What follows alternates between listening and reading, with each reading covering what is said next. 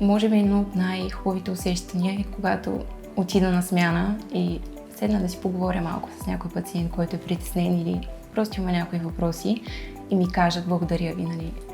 Вашата усмивка направи деня ми по-добър, разговора с вас ме успокои. Тези неща като цяло те изпълват вътрешно с едно смирение и спокойствие, че си направя правилния избор. Искам да правя това, което обичам. Искам да намеря специалността, която ще ми носи вътрешно удоволствие всеки път, когато отида на работа.